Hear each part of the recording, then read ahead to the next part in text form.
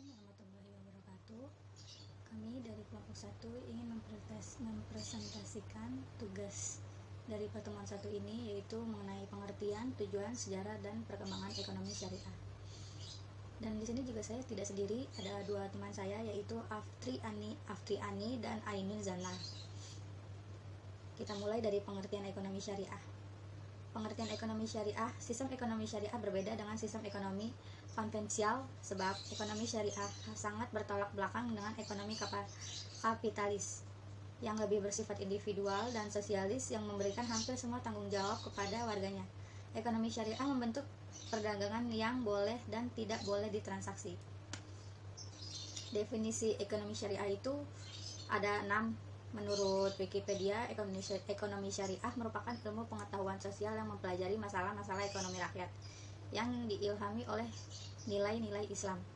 Dan yang kedua, menurut Mazalkaf dalam bukunya The Islamic Economy menjelaskan bahwa ekonomi Islam adalah merupakan bagian dari ilmu ekonomi yang bersifat interdisipliner. Dalam arti kajian ekonomi syariah tidak dapat berdiri sendiri, tetapi perlu penguasaan yang baik dan mendalam terhadap ilmu syariah dan ilmu-ilmu pendukungnya. Yang ketiga, menurut M.A. Manan adalah ilmu pengetahuan sosial yang mempelajari masalah-masalah ekonomi rakyat yang diilhami oleh nilai-nilai Islam. Yang keempat, menurut Dr. Mardani, pengertian ekonomi syariah atau pengertian ekonomi Islam yaitu usaha atau kegiatan yang dilakukan oleh orang per orang atau kelompok orang atau badan usaha yang berbadan hukum atau tidak berbadan hukum dalam rangka memenuhi kebutuhan. Yang kelima, dari M. Umar Capra, ekonomi Islam adalah sebuah pengetahuan yang membantu upaya realisasi kebahagiaan manusia melalui alokasi dan distribusi sumber daya yang terbatas. Yang keenam sendiri itu dari Khursyid Ahmad, ilmu ekonomi Islam adalah sebuah usaha sistematis untuk memahami masalah-masalah ekonomi dan tingkah laku manusia secara relasional dan dalam perspektif Islam. Nah, dapat kita simpulkan sendiri, ekonomi syariah itu dapat kita simpulkan bahwa ekonomi syariah itu sistem ekonomi yang bersumber dari wahyu yang transendental atau Al-Quran dan hadis, dan sumber interpretasi dari wahyu yang disebut dengan ijtihad. Tujuannya yaitu tujuan dari syariah itu ekonomi Islam atau syariah mempunyai tujuan untuk memberikan keselarasan bagi kehidupan di dunia. Esensi proses ekonomi Islam adalah pemenuhan kebutuhan manusia yang berlandaskan nilai-nilai Islam guna mencapai pada tujuan agama. Segala aturan yang diturunkan Allah Subhanahu wa taala dalam sistem Islam mengarah pada tercapainya kebaikan, kesejahteraan, keutamaan, serta menghapus kejahatan, kesengsaraan, dan kerugian pada seluruh ciptaannya. Seorang fuqah asal Mesir bernama Profesor Muhammad Abu Zahra mengatakan ada 3 sasaran hukum Islam yang menunjukkan bahwa Islam diturunkan sebagai rahmat bagi seluruh umat Islam. Yang pertama yaitu penyucian jiwa agar setiap muslim boleh menjadi sumber kebaikan bagi masyarakat dan lingkungannya. Yang kedua, tegaknya keadilan dalam masyarakat. Keadilan yang dimaksud mencakup aspek kehidupan di bidang hukum dan muamalah. Untuk selanjutnya dilanjutkan dengan teman saya. Assalamualaikum warahmatullahi wabarakatuh. Nama saya Ainun Zana dari kelompok 1. Di sini saya akan melanjutkan penjelasan dari rekan saya Astuti mengenai sejarah dan perkembangan ekonomi Islam. Jadi, Jerome Rivers itu pernah berkata, Eropa masih berada dalam kegelapan sehingga di tahun 1000 Masehi, di mana ia dapat dikatakan kosong dari segala ilmu dan pemikiran. Kemudian pada abad ke-12 Masehi, Eropa itu mulai bangkit.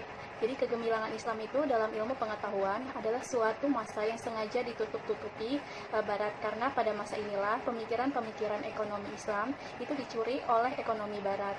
Jadi beberapa pemikiran ekonomi Islam itu yang disadar ilmuwan Barat antara lain itu seperti teori invisible hands. Jadi teori ini juga berasal dari hadis Nabi Muhammad SAW. Sebagaimana disampaikan oleh Anas radhiyallahu anhu sehubungan dengan adanya kenaikan harga-harga barang di kota Madinah. Jadi inti dari hadis tersebut ialah terlihat jelas bahwa Islam itu jauh lebih dahulu mengajarkan konsep invisible hands atau mekanisme pasar daripada Adam Smith. Jadi Rasulullah SAW juga dalam hadis tersebut tidak menentukan harga. Ini menunjukkan bahwa ketentuan harga itu diserahkan kepada mekanisme pasar yang alamiah impersonal. Selanjutnya kita akan membahas perkembangan pemikiran teori ekonomi Islam. Perkembangan teori ekonomi Islam dimulai diturunkan ayat-ayat tentang ekonomi dalam Al-Quran. Dan dari sejak masa Nabi sampai dengan sekarang itu dapat dibagi menjadi 6 tahapan. Tahapan pertama itu dimulai di tahun 632 sampai di tahun 656 Masehi, masa Rasulullah Shallallahu Alaihi Wasallam. Selanjutnya di tahap kedua yaitu di tahun 656 sampai di tahun 661 Masehi, yang mana masa Khalafur Rasyidin. Selanjutnya di tahap ketiga yaitu di tahun 738 sampai dengan tahun 1037 Masehi, di masa Zaid bin Ali. Selanjutnya di tahap keempat atau di tahun 1058 sampai di tahun 1448 Masehi, yaitu masa Al-Ghazali. Di tahap kelima itu di tahun 1446 sampai dengan tahun 1931 Masehi, yaitu masa Syekh Waliullah Al-Delhi.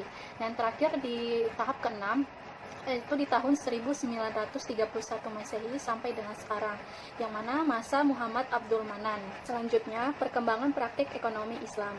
Praktik perbankan di zaman Rasulullah dan sahabat telah terjadi karena telah ada lembaga-lembaga yang melaksanakan fungsi-fungsi utama operasional perbankan, yaitu dibagi menjadi 3. Yang pertama itu menerima simpanan uang, yang kedua meminjamkan uang dalam bentuk mudrabah, musyarakah, mujra'ah, dan musakah. Yang terakhir atau yang ketiga itu memberikan jasa pengiriman atau transfer uang.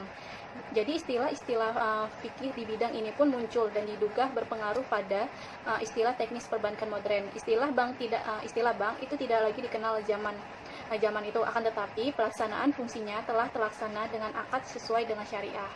Peranan bankir pada masa Abbasiyah mulai populer pada pemerintahan Khalifah Al-Muqtadir 908 sampai dengan tahun 932. Sementara itu, suk atau cek digunakan secara luas sebagai media pembayaran. Yang pertama kali menerbitkan cek untuk keperluan clearing antara Baghdad, Irak dengan Aleppo atau Spanyol adalah Saifuddaulah Al-Hamdani. Ilmu ekonomi Islam, suatu yang tidak bisa dipungkiri lagi. Suatu ilmu yang tumbuh menjadi gerakan perekonomian Islam sejak seperempat abad yang lalu. Namun demikian, pergeseran orientasi dari pemikiran kegerakan terpisahkan dari hapusnya institusi Khalifat tahun 1924 dan upaya menghidupkannya kembali yang gagal hingga terbentuknya organisasi Konferensi Islam. Selanjutnya akan dibahas oleh Afriani. Baiklah, saya Afriani. Saya akan menjelaskan tentang gerakan ekonomi Islam di Indonesia.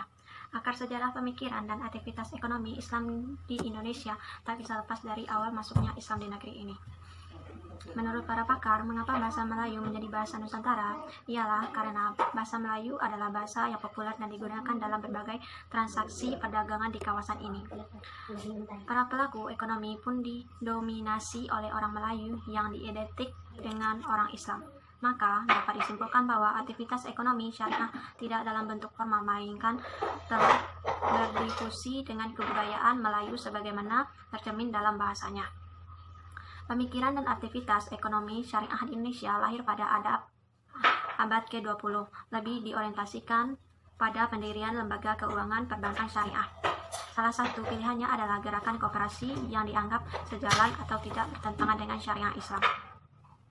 Ada gerakan koperasi yang belum sukses disusun dengan pendirian bank syariah yang relatif sukses.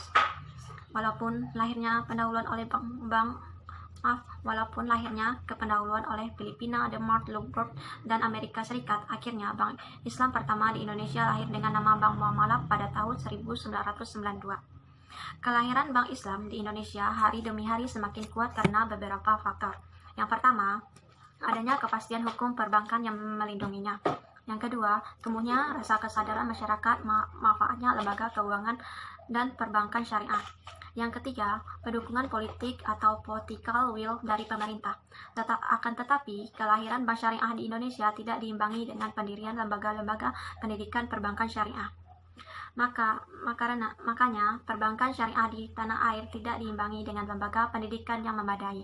Akibatnya, perbankan syariah di Indonesia baru pada islamisasi nama kelembagaannya. Munculnya praktek ekonomi Islam di Indonesia pada tahun 1990-an yang memulai dengan lahirnya Undang-Undang Nomor 10 Tahun 1992 yang mengandung ketentuan bolehnya bank konvensional beroperasi sebagai sistem bagi hasil. Nah, kemudian pada saat bergulingnya era reformasi timbul amandemen yang melahirkan Undang-Undang Nomor 7 Tahun 1998 yang membuat lebih rinci tentang perbankan syariah.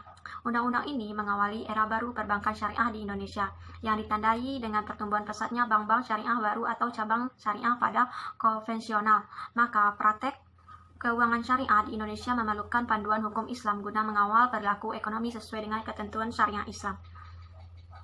Di Indonesia, atas prakasa Majelis Ulama Indonesia bersama kalangan pengusaha muslim sejak tahun 1992 telah beroperasi sebagai bank syariah, yaitu Bank Muamalah Indonesia atau disingkat dengan BMI, yang sistem operasionalnya mengacu pada Nomor 72 Tahun 1992 tentang bank bagi hasil.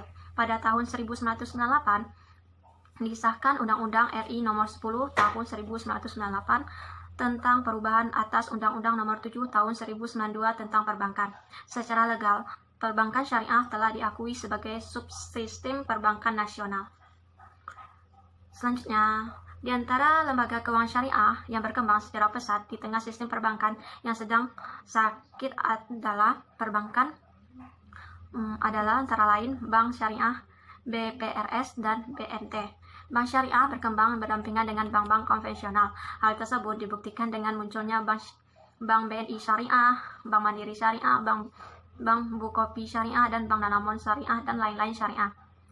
Di samping itu, perkembangan juga lembaga keuangan syariah yang bersifat mikro yang bergerak di kalangan ekonomi bawah, yaitu BMT, biasanya diartikan dengan Baitul Mal wal Tafamwil. Sekian dari saya, terima kasih.